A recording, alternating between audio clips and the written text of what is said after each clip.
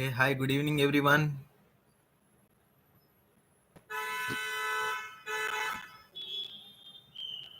Welcome back to our 30 days free short term training from Python to AI.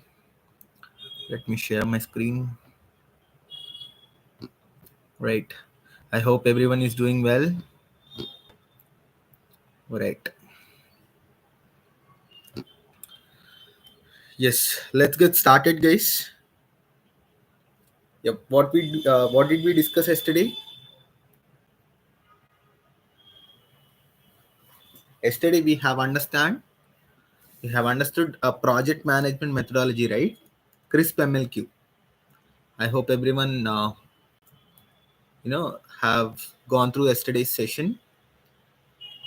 We have understood. Yep, a project management methodology. It is CRISP MLQ, and under CRISP MLQ, you know, there are in total 6 phases. First of all, what is this CRISP MLQ? This CRISP MLQ is nothing but it's a methodology, right? Which is implemented to work out any project, any machine learning or artificial intelligence project. We have to follow some flow, right? So in our case, we are going to stick to this methodology. So as part of CRISP MLQ, there are in total 6 phases. The first phase is understanding the business and data understanding, then followed by data preparation, then model building, model evaluation, then the deployment, and finally monitoring and maintenance. Okay, so this is what we have understood. We have understood the overview of CRISP MLQ, right? Yep. The overview was being understood, as well as we also understood the first phase of CRISP MLQ, that is business and data understanding. CRISP MLQ stands for Cross Industry Standard Process for Machine Learning with Quality Assurance. Right? So previously CRISP MLQ was nothing but CRISP DM. In CRISP DM methodology, there is no quality assurance, whereas in CRISP MLQ, they have come up with quality. Quality was incorporated into this methodology. Right. So as part of phase one, what did we understood, guys, yesterday? What did we understood as part of business and data understanding? We are supposed to understand the business problem that actually the client is facing. Okay. Whatever might be the problem, the client is actually facing, we are supposed to understand it. Then we have to come up with a document, and this document is called project charter. It is termed as project charter. What is project charter? Project charter is nothing but it's a legal high level information document which holds the complete information regarding the project. Right? It was supposed to be sub- signed by both client as well as our manager. Only then we are supposed to start the project. And this project charter contains the high level information like objectives, what are the goals, constraints, what are the limitations of doing this project. Okay, then we are supposed to derive budget, timelines, milestone, then scope, risk, everything, each and everything related to the project has to be documented. Okay, and that document is nothing but project charter. So this is what we do as part of business understanding. Then when it comes to data understanding, we are supposed to understand the characteristics of data. Right? When it comes to the characteristics of data, we have understood different types. You have to check whether the data is structured or semi-structured or unstructured. Then you have to check whether the data is big data or non-big data. We have to again cross verify uh, the data is cross sectional or time series or panel data. Okay, Again, we have to also check whether the data is balanced or imbalanced. All these things we are supposed to verify. Okay, I'll come from the starting. Structured. What do you mean by structured data? Structured data is nothing but data which is organized, which is kept in the form of rows and columns, nothing but in a table, which also has schema. Okay, what is the meaning of schema? Schema is nothing but it's a data definition. It is talking about each and every column. Okay, upfront you have to define the schema. So if the data is organized in tabular format and if it also has schema, then we say it as structured data. The very widely used data, I should say, uh, if I consider the entire globe, 20% of the data is in the format of structured data. It is in structured format. And examples are, you take any RDBMS system, any relational database management system. It might be Oracle, Postgres, MySQL, MS SQL Server, MariaDB, anything. Okay, so whatever the data that you are storing in this database will become structured data. Then comes semi-structured. So it is not completely structured, it is partially structured. So it does not have schema. Only the data is organized in the form of table, rows and columns. But it does not have schema, so it is called as semi-structured. And the widely used data is in the form of JSON files. Right? So there is no schema for such kind of data. And the third type is unstructured data. Unstructured data is the data in which we cannot keep the data, raw data, in organized manner. Nothing but rows and columns. So what do you mean by that? I'll just give an example. Let me take image. You take this image. Okay. So can you keep or can you store this image in a table, rows and columns? No, impossible. I want the same image to be stored in rows and columns. Is that possible? No. But you can store the image in the form of pixels. That is altogether a different topic. Okay. So unstructured data is the data in which the raw data cannot be represented in organized manner. Nothing but rows and columns. Such kind of data is called unstructured data. Example, images, videos, text, then speech, audio, all of these comes under unstructured data. And on the globe, majority of the data is stored as unstructured. So that is the reason there is a lot of research happening with respect to unstructured data. On unstructured data, there is a lot of research happening.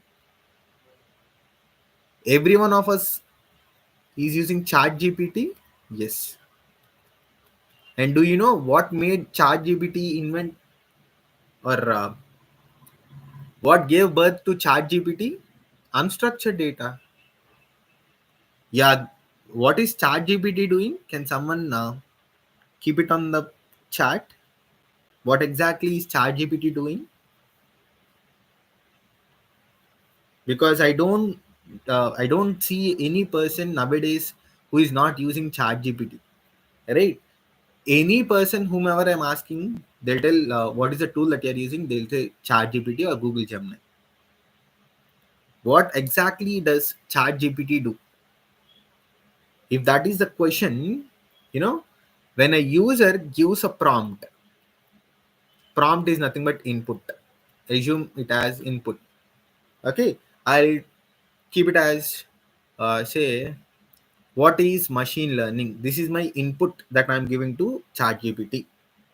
Okay, immediately it starts you know giving the output. It is giving a summary as a paragraph, right? So that is your output. What it is doing, it is actually understanding your input, your prompt, and it starts generating, right? So might be you may have heard this word Gen AI, generative AI. So ChatGPT is one of a tool that is part of Gen AI, which is generating text. And what is the data that is being used? Text. What kind of data it is? Unstructured data. So initially, when there is research happening on unstructured data, you know, all these tools got invented. ChatGPT, Google Gemini, okay, Microsoft Copilot, and there are n number of tools doing the same thing. Okay, so Llama, all of these are same in the sense what kind of data is being used, unstructured base.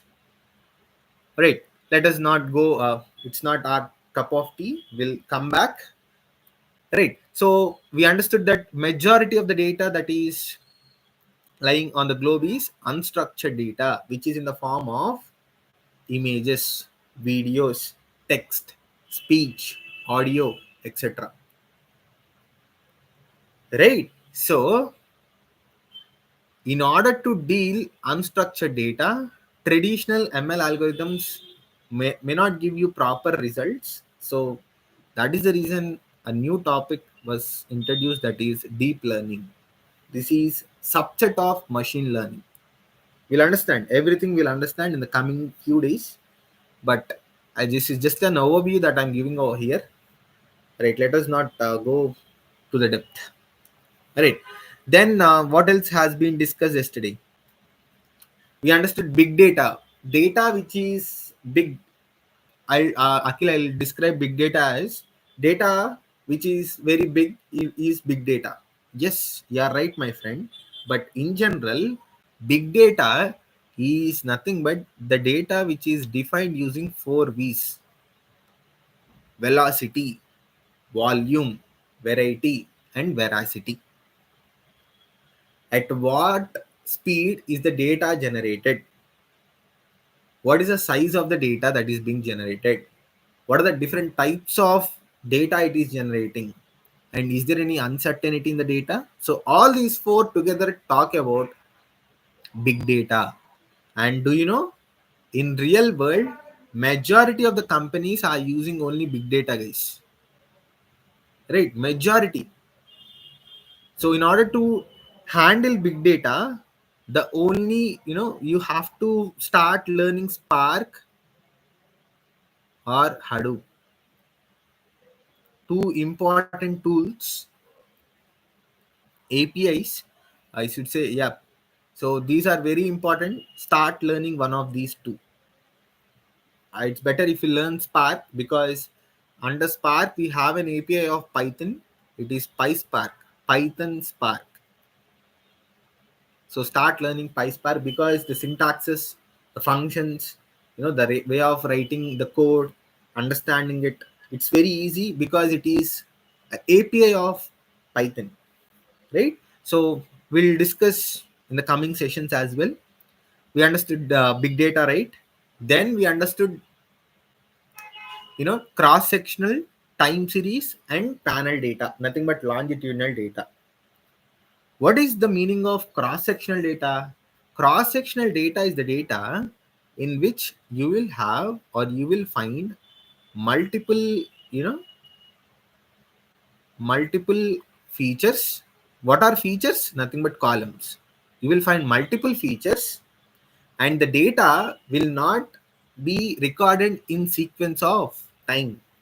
The data will, there is no kind of order, there is no kind of sequence. Such kind of data is called cross sectional data.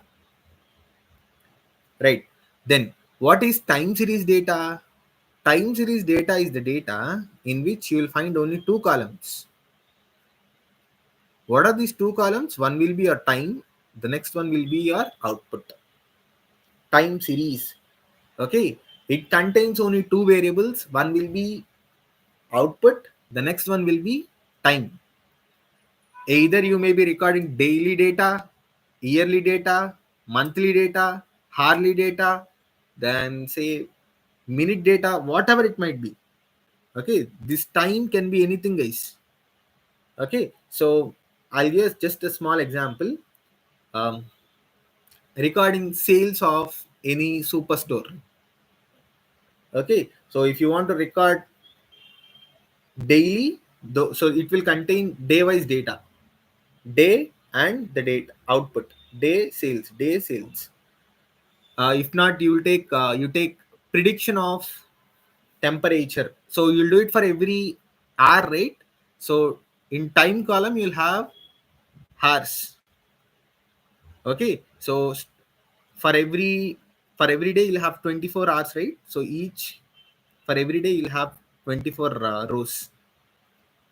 So that's what time series data is, the data in which you'll find only two columns. One is time and the next one is output.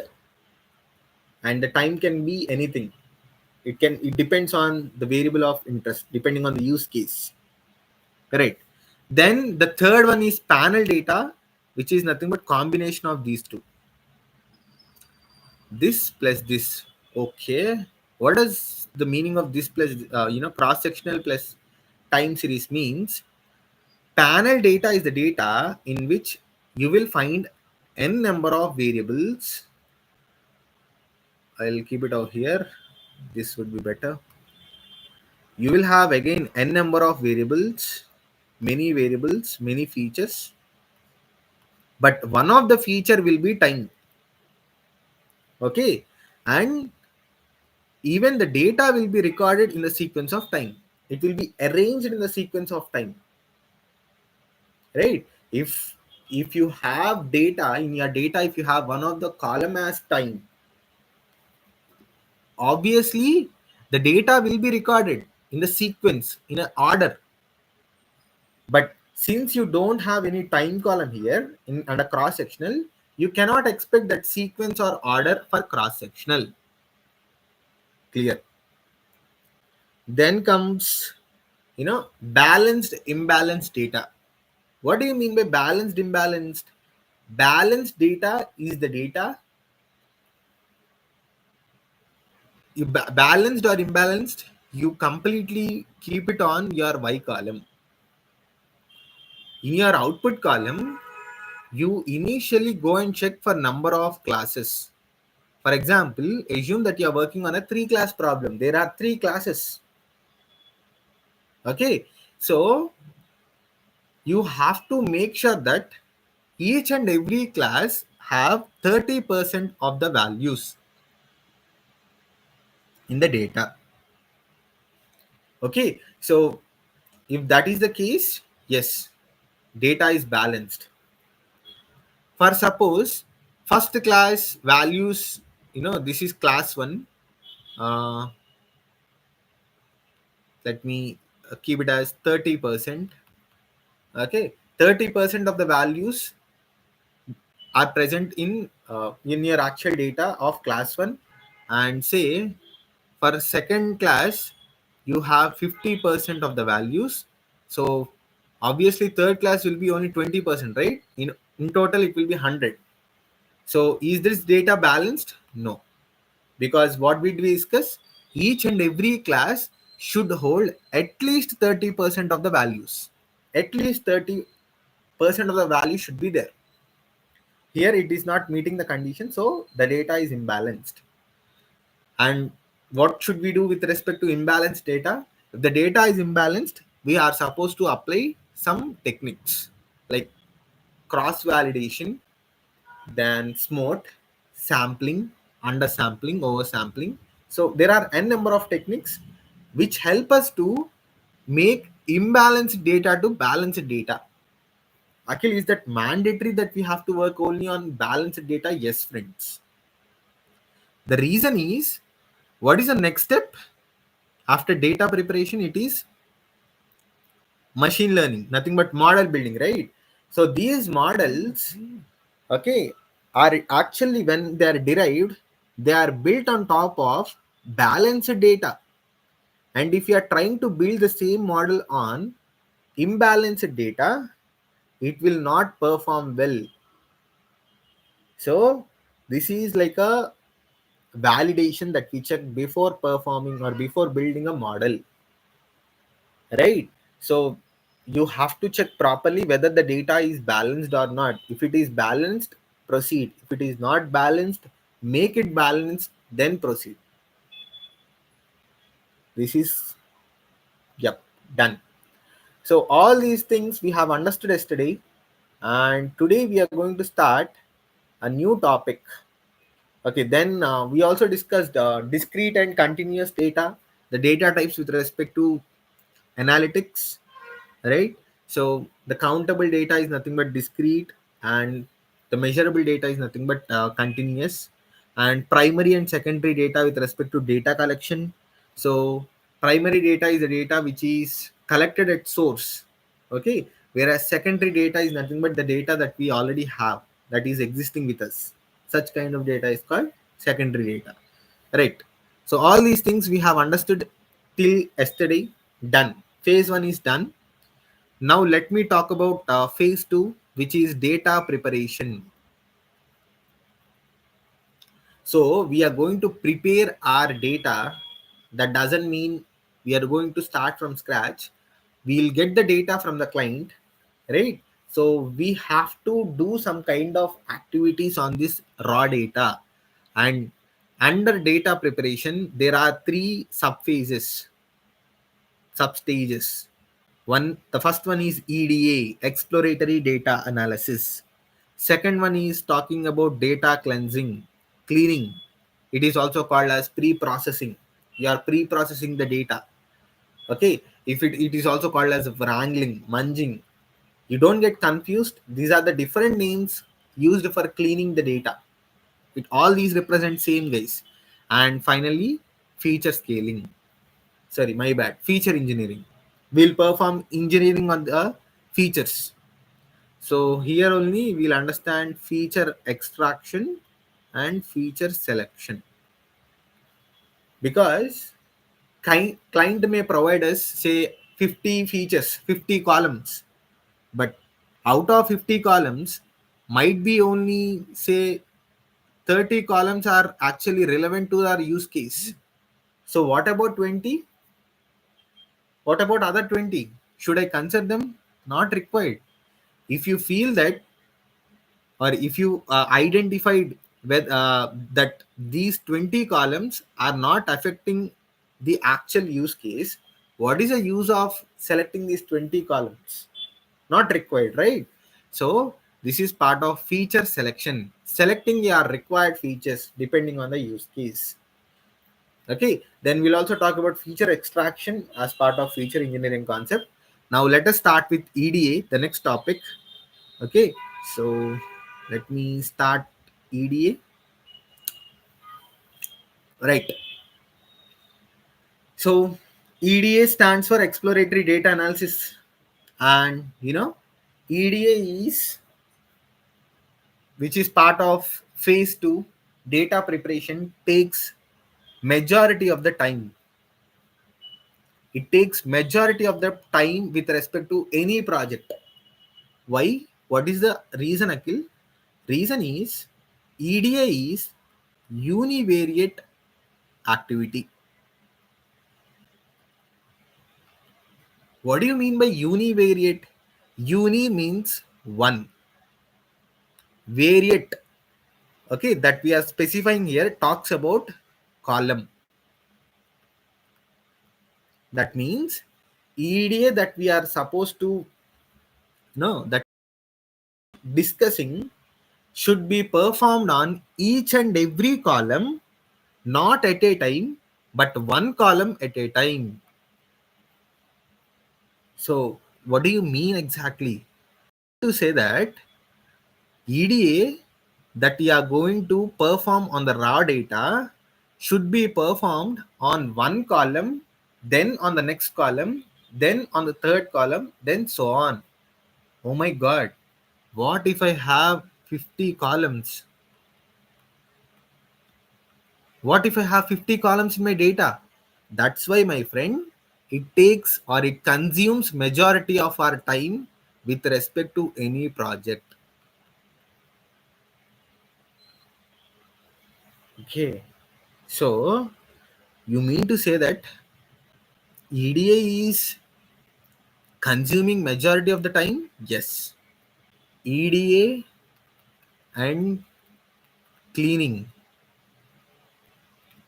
the cleansing part, consumes around 50% of the time for the entire project. I'm talking about phase 1 till phase 6. If rest of the phases, they consume 50%, only phase 2 consume 50% of the time. The reason is EDA is univariate thing. Each and every, you know, topic that we are going to discuss will be worked out on every column, every column of the data set, right? So now let us start understanding what do we have as part of EDA. EDA has in total, you know, five major phases. Again, under EDA, there are again five steps. The first one is first moment business decision, calculating or identifying the characteristics of first moment business decision. Then, second moment business decision, third moment business decision, fourth moment business decision, and finally, data visualization. Together, all these five are called as EDA, exploratory data analysis. Then, if you perform all these five on the complete data, you can tell that you are done with EDA. And you have to come up with a clean, a neat report which talks about the entire EDA steps with respect to the project.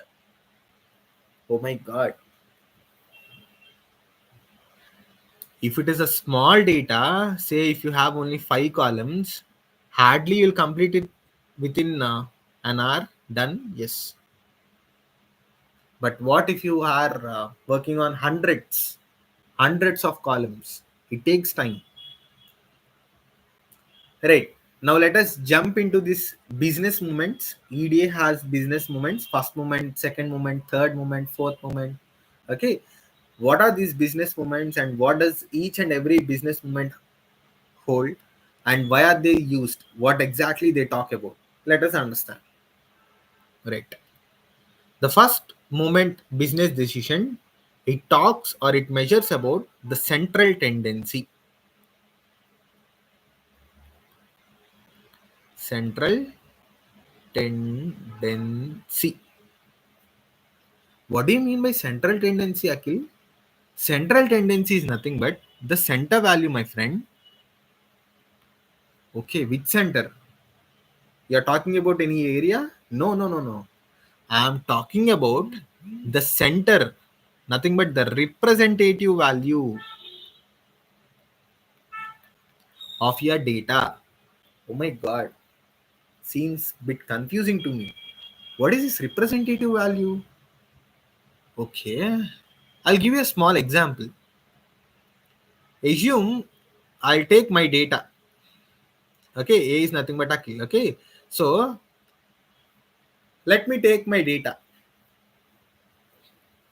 I wrote an exam, or okay, I wrote five exams, and each exam is conducted for 5 marks. Okay, in the first exam, I scored out of five, I scored one. In the second exam, out of five, I scored two. Third, three. Fourth, four. And fifth one, five. Okay, right.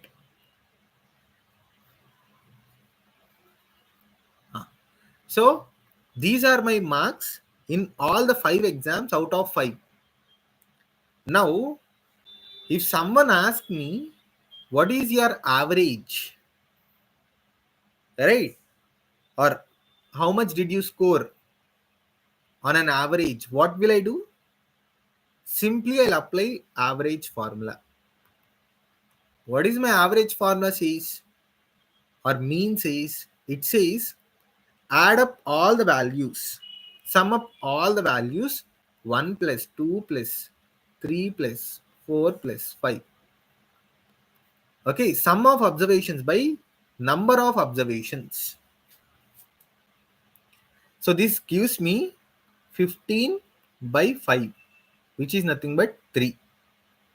So if someone asks me what is your average mark, I'll tell it as 3. Yes. So this 3 is representing your center value. It is your representative value of your marks. So for me, 3 is representing the center value. Okay. So that means you take any data set, for each and every data, first moment calculates or first moment measures the center value, the representative value. Okay. That value you will calculate nothing by using mean. So that becomes one of the measure as part of first moment business decision, right? So this is how mean gets calculated. Okay. Mean, median, mode. Seems like Akhil, you are teaching me statistics. I remember I have learned mean, median, mode. Okay, standard deviation, variance, range. All of these I have learned in my schooling. Probably in my eighth, ninth, or 10th, there is a subject called statistics, and statistics I'm good. So why are you teaching me again? If that is the question, you know all machine learning and deep learning algorithms, they depend on statistics, they are built on statistics. So if you are good at statistics, you can enjoy machine learning and deep learning algorithms. What if you are not good at statistics? I'm there here to help you, my friend. Okay, I'm there here. So you need not worry about statistics, right? So mean, what is the formula? It's nothing but sum of observations, okay, divided by number of observations, right? So in simple, it is nothing but sigma of x by n. N represents number of observations. Mean is generally represented with mu. Okay, mean is represented with mu. So it becomes mu is equals to sigma of x by n. So Akhil, it's clear now. We are done with mean. If mean is actually representing the center value, which is generally calculated by first moment, okay, then what is the use of calculating median and mode, Akhil? The question comes here, right? Mean has a challenge, guys. What is the challenge of considering mean value as the center value? Mean gets influenced with outliers. What are these outliers? Outliers are nothing but the extreme values in the data set. Okay. So I'll just take an example. I'll take the same data, but I don't see any outlier in the data. There is no extreme value. The data is uniformly distributed. What is the meaning of uniformly distributed? If you observe the difference between any two values, it's 1. It's 1. So such kind of data is nothing but uniformly distributed data. But let me take a data set, the same data, 1, 2, 3, 4, but this time instead of 5, I'll take 50. 50 becomes an outlier. Extreme value. There is an extreme value in the data. So it's very obvious, right? 1, 2, 3, 4, which are very close, and 50 is far from the rest of the values. Is it uniformly distributed? No. If you have outliers or extreme values in the data set, mean gets influenced. Oh, good. Akhil, I don't want verbally. Can you just prove it? Yeah, I'll prove it, my friend. Take the same formula. Mean is equals to nothing but 1 plus 2 plus 3 plus 4 plus 50. 60. Sum up all these values, it will be 60. Divided by 5. What is the output? It is 12. What is your actual average? If you have 5, it is 3. Now, what is the average? It is 12.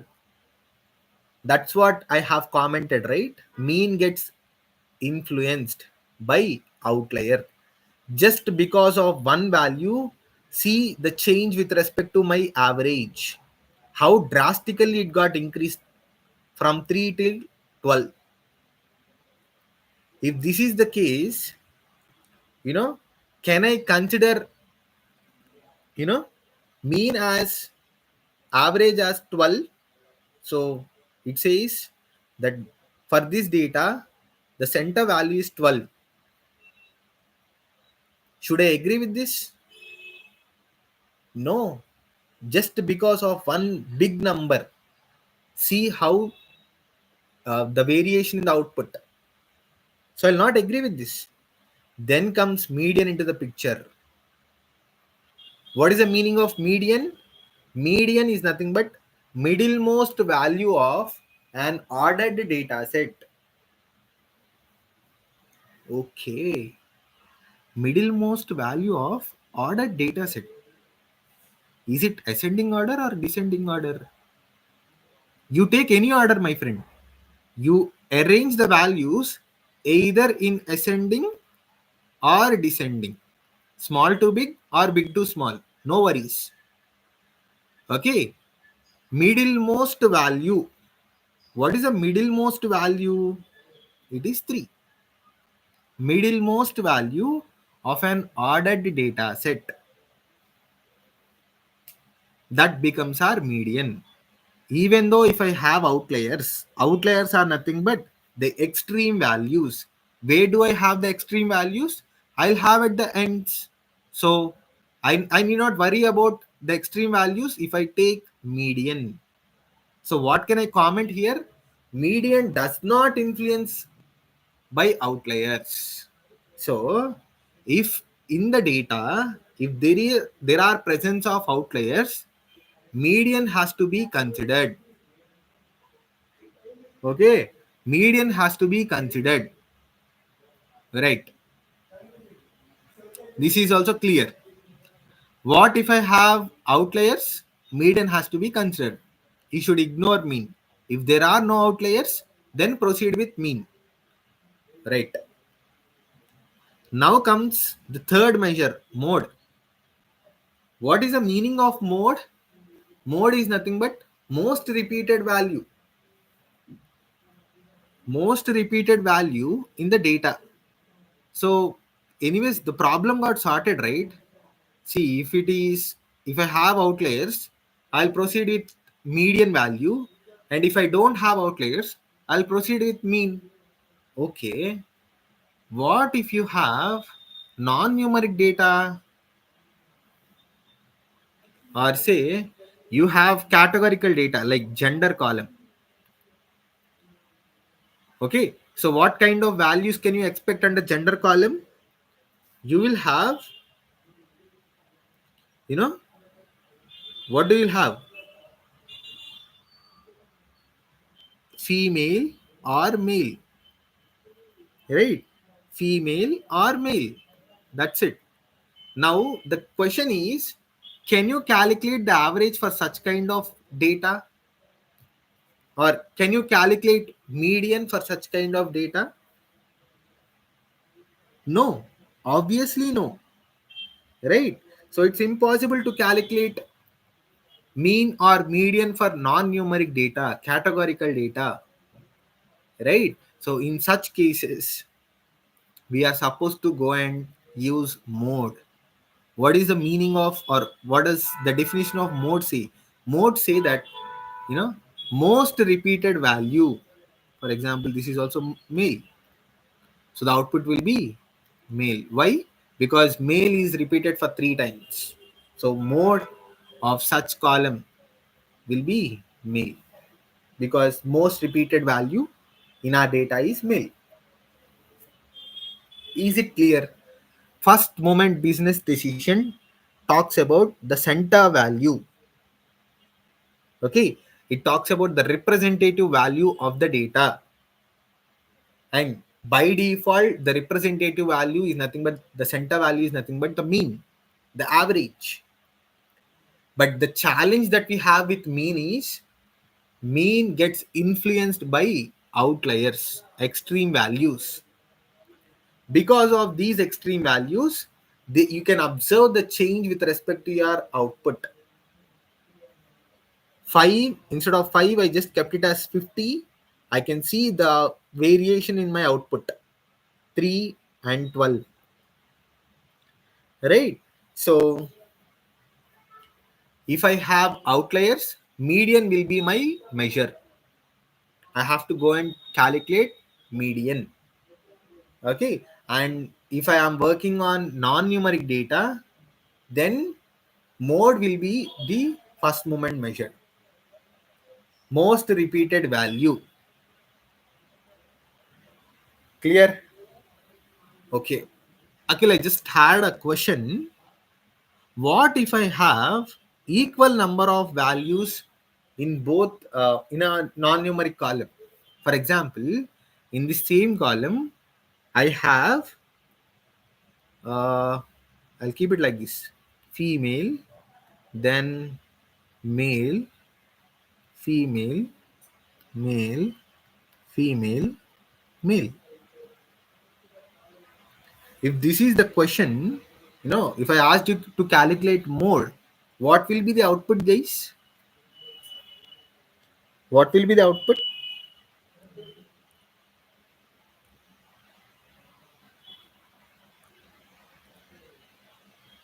In this case, what will be the output? Will it be male or female? The answer will be both male and female. What does mode say? Mode say most repeated value in the column in the data.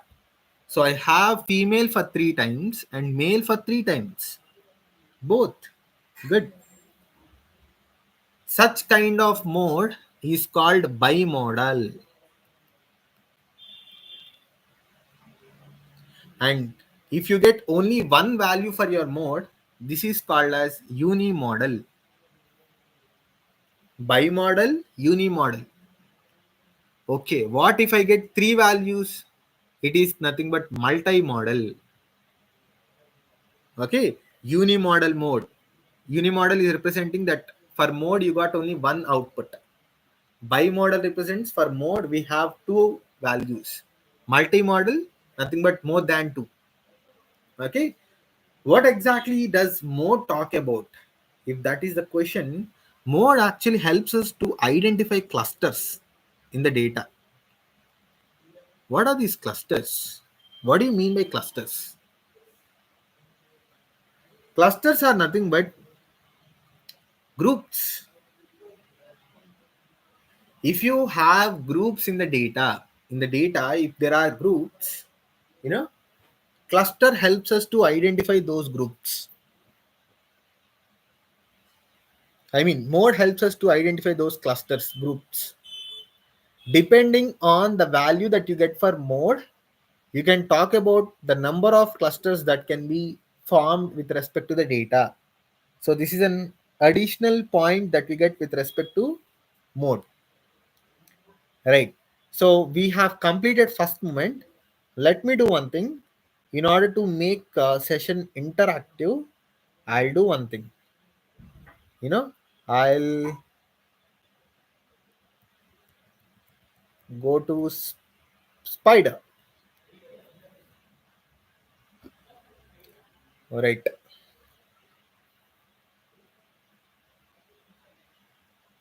Yep. The answer is both. Right, guys. See, I have open Spider. Now let me take a small data set and perform EDA. Under EDA also, let us perform only first moment because we have understood first moment, right? So we'll proceed with first moment calculation. How many of you are aware of iris dataset? Do you guys aware of? Are you aware of iris dataset?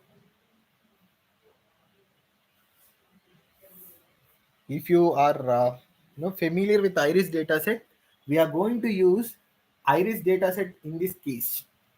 What is this iris dataset? Let me show the iris dataset first of all. This is the iris dataset that we have. Okay. Under iris dataset, there are in total 5 columns. Okay. The first column, yep. So I'm just briefing out each and every columns. Okay. Focus. Right. The first column talks about sepal length. What is this sepal? Let us hold on. I'll discuss. Okay, we'll understand. Sepal length, sepal width, petal length, petal width. Based on these four values, it is deciding me the variety of iris flower. Okay, so under this variety column, there are in total 3 varieties. Setosa is one variety, versicolor is the second one, and the third one is virginica. These are the 3 varieties that we have, and all these 3 varieties are depending on the 4 inputs. Okay, right. What is sepal? You take a flower. Okay, if you observe a flower before being a flower, it will be a bud, right? From starting a procedure, if you clearly understand, it will be a bud. So in order to protect this bud, there will be some external kind of green color pigment. So that is called as sepal. That is called as sepal, and petal is actually representing the petals of the flower. The petals of the flower, right? So based on these 4 inputs, it is actually talking about the variety. So what I'm going to do is I'll take this data set and you know let me work on EDA. There are in total 150 rows and 5 columns. Right. So let me go back, and here I have data dictionary, which data dictionary is nothing but explaining each and every column of the data set. Okay. Understanding what does sepal length means. The length of the sepal. So for the sepal, you'll have length, right? Yes. And it is measured in centimeters. Then sepal width of the sepal of the flower in centimeters again. In the same way for petal width, length and petal width. All of these 4 columns are measured in centimeters. Centimeters is a unit. Right. In the fifth column that we have is variety, which is nothing but our Y column. To be honest, it is Y column. So these are nothing but x1, x2, x3, x4. 4 inputs, 1 output. Done. So let us start our journey. Let us, start with EDA on a basic data set. The process will be same, guys. I'm taking a small data set, and I always request you to do hands-on, right? So start working on a small data set initially, then increase the number of rows, increase the number of columns, but the process remain constant. Okay, right. So what is the first step? The first step is importing the required packages, importing the required libraries, whatever it might be. So in this case, I just want only pandas. So I'm importing pandas. As we discussed, you have to go through the pandas module session. Okay, because if you don't understand pandas module, if you don't if you did not come across the pandas module session, you'll not understand this next topic, right?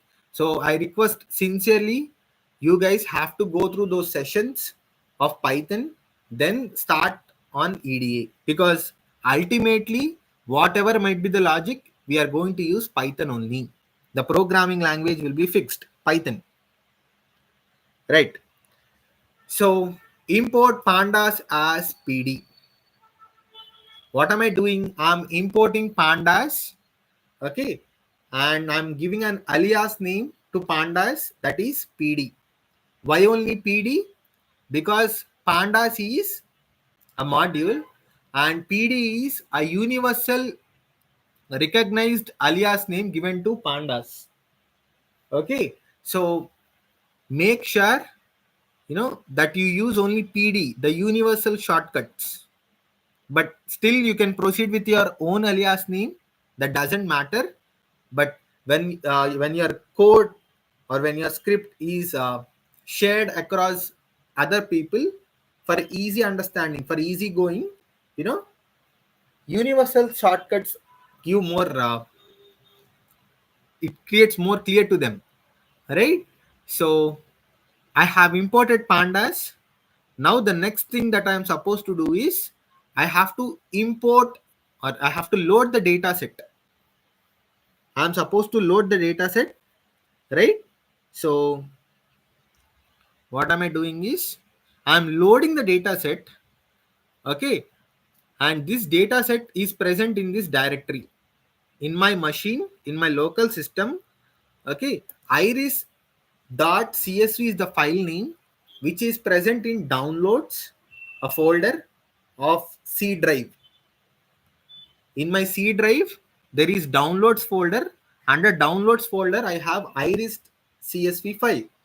So copy the file path, including the extension, and keep it in quotations, nothing but a string. You have to keep this entire file path as a string. Then, you know, use R. What does R represent, friend? What is the meaning of R?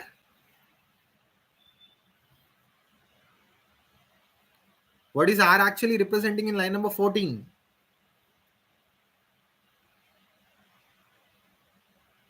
Hmm. Is it read? It means it is telling to the PVM, the interpreter, it tells that to consider this entire string in raw format. Raw format, R. Okay. So even though if you have special characters, this entire string will be considered as it is because of R. If I remove R, see, it is immediately throwing me an error. For your satisfaction, let me execute this line of code without using R, and let us see what happens. Right. PD dot read underscore CSV. PD is nothing but pandas. Dot is representing hierarchy. Read underscore CSV is a function from pandas library, pandas module. Okay. What is a module? Module is nothing but collection of variables, functions, and classes. Right. Raw data. Good. So I'm reading the data and I want to store this data in a variable, and the variable is nothing but iris underscore data. Okay. So let me execute, but this will throw me an error. What does that error says? It tells that Unicode error, syntax error. Why? Because it is unable to decode bytes. So this is because of there are some special characters in this string, and because of those special characters, the interpreter was unable to interpret the path properly. For that reason, I am placing R. Now let me execute. It will execute now. See, iris underscore data is equal to pd dot read underscore csv. Then within the parenthesis, since it is a function, within the parenthesis, I am supposed to pass argument. And the argument that I am passing is file path. And before I continue, how many of you are reading the documentations, guys? How many of you are going through documentations of functions?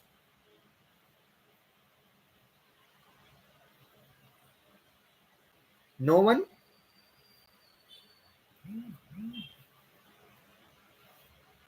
Yep. It's better if you go through the documentation. I think I have discussed, or let me show you one more time. You know, yep. See, I'm opening the documentation of read underscore CSV because here I'm using read underscore CSV function, right? So let me you go through the read underscore CSV documentation. What I'm keeping is read underscore CSV. Okay, space documentation. That's simple. Function name, then the documentation word. You open any browser, keep it as it is, then click on enter. Since read underscore CSV function will be used to read the data from a CSV file, you know, and it is generally worked on pandas data frame. See, this is the official site of pandas. This is the the documentation for read underscore CSV. Oh my god, Akhil, should I study this entire documentation? No, my friend. No, not required. I'm not here to, uh, get you worried. I'm here to give you a solution. This is the complete, documentation of read underscore CSV. And you see how many parameters are inside read underscore CSV? Oh my god. There are n number of parameters. Yes, right. There are n number of parameters. What is the parameter that we are using in our script? What is the parameter that we are using in the script? It is nothing but file path. I'm using file path, right? This is one of the parameter argument. So go through the documentation of at least that argument. What is the parameter that I'm using? It is file path. And file path or buffer should be kept as str. That is the reason I have kept the path in string, str data type. I hope it's clear, right? Now, see, any valid string path is acceptable. Valid string path is acceptable. Okay, so in this way, just go through the parameters that you are using, the documentation of the function. First of all, this is the function read underscore CSV, and what is the use of using it? Read a comma separated values file into data frame. So this particular function reads a CSV file into data frame. Wow, very clear. It's very clear, right? So when I just keep the path of the file in the parenthesis and execute it, it creates me a data frame object. So this is my data now. See, the data that I have in the CSV file and the data that I have in the data frame, both are same. And you can start working on this data. Now you have the data within Python memory and start using it. And we'll do the same thing for the coming lines of coming sessions as well. So just focus. All right. Iris underscore data dot shape. Shape is an attribute which is you know which gives you the dimensions of a data frame. So this is a data frame, and when I use dot shape, it will return me the shape of the data frame 150 comma 5. What does 150 represent? Rows. What is 5 representing? Columns. Clear? Then head function. What does head function returns, guys?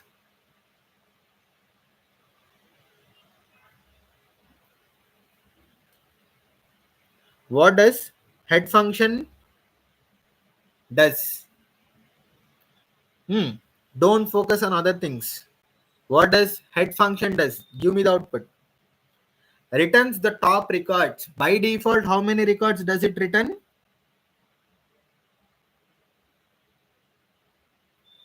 By default, how many yes, it returns by default 5 records. See, these are my 5 records. The top 5. 0, 1, 2, 3, 4, nothing but index, and this is the data of the 5 records. Okay, what if I want 10 records, top 10 records? What should I do?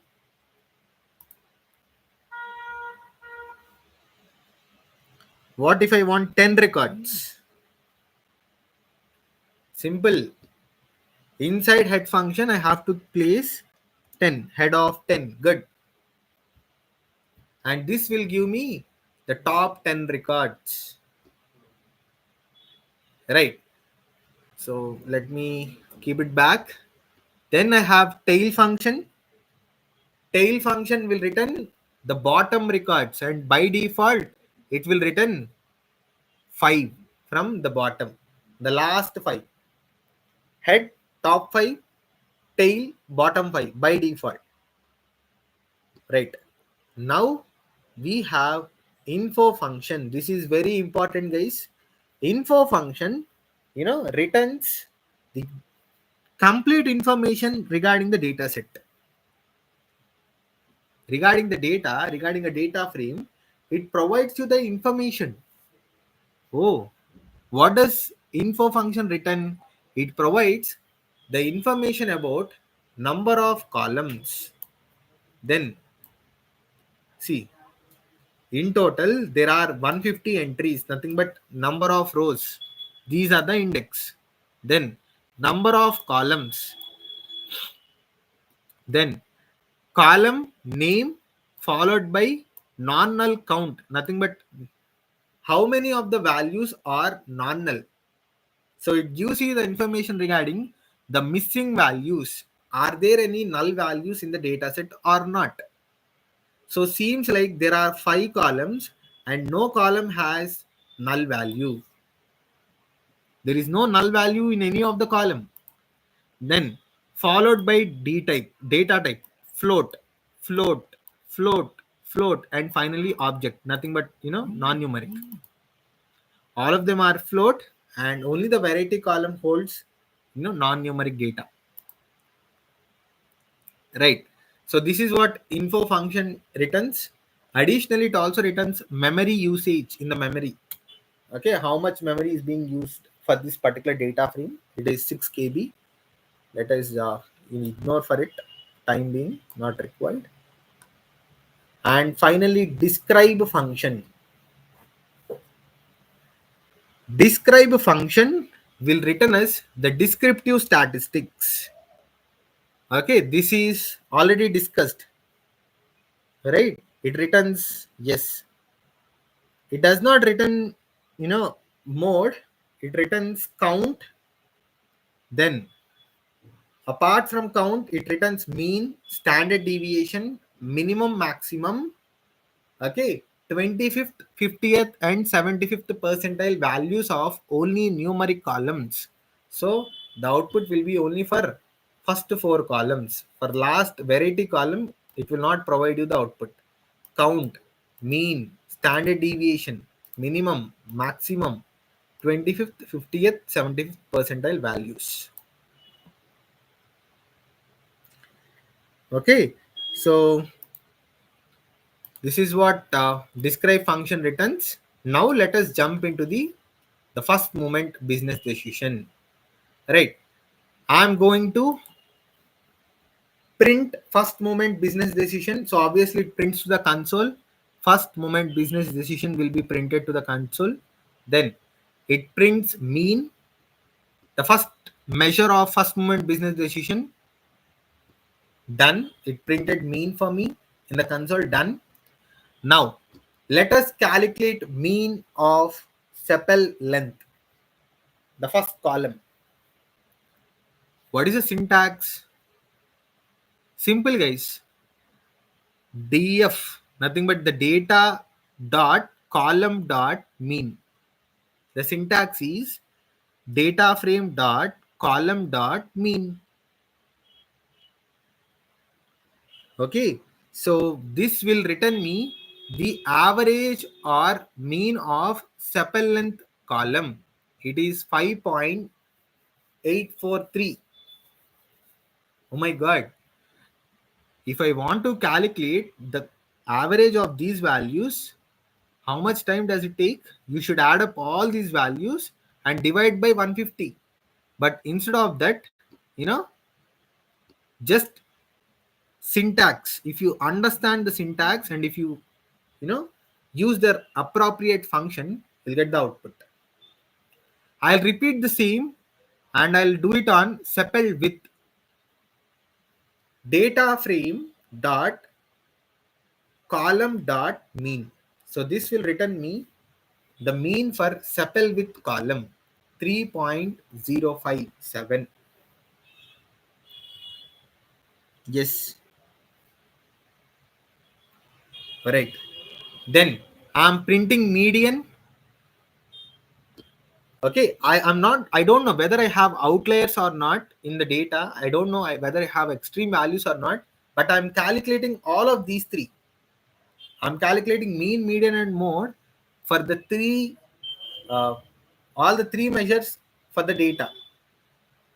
Or how can we know, you know, how can we know that we have outliers or not, the extreme values are present in the data set or not? We'll discuss in the next session, not now. Right? Then the next measure is median. Okay, again the similar way the syntax is same. Data frame dot column dot median. Mean became median because I want to calculate median, right? So there is a function median and this will return me the median, the middlemost value of ordered data set. Right?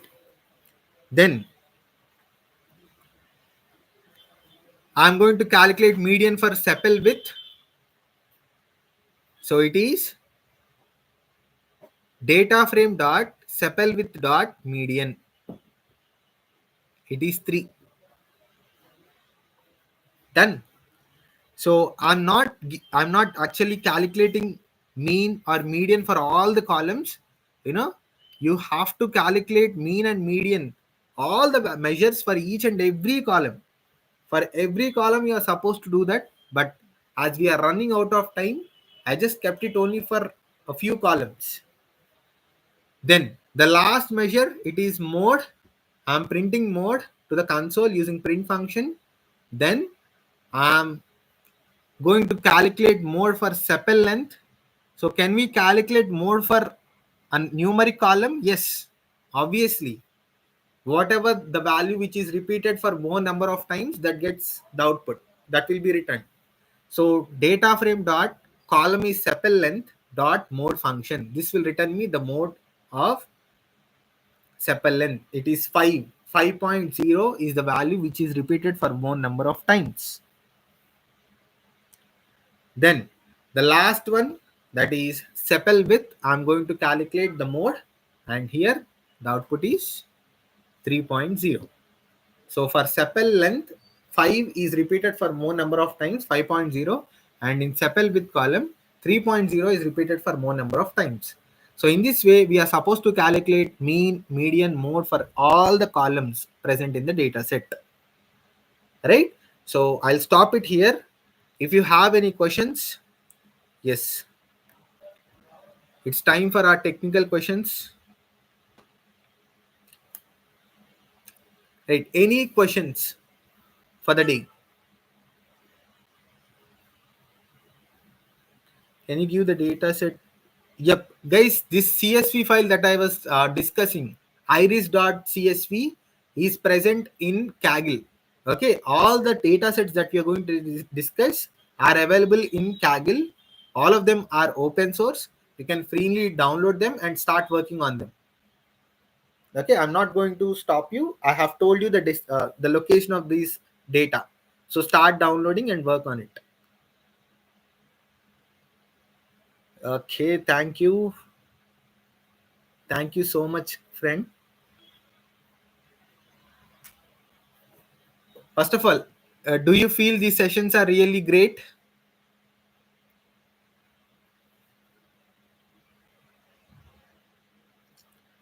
I request every one of you to share your valuable feedback, your suggestions. Okay, so the link has been posted. You just submit the valuable feedback, guys.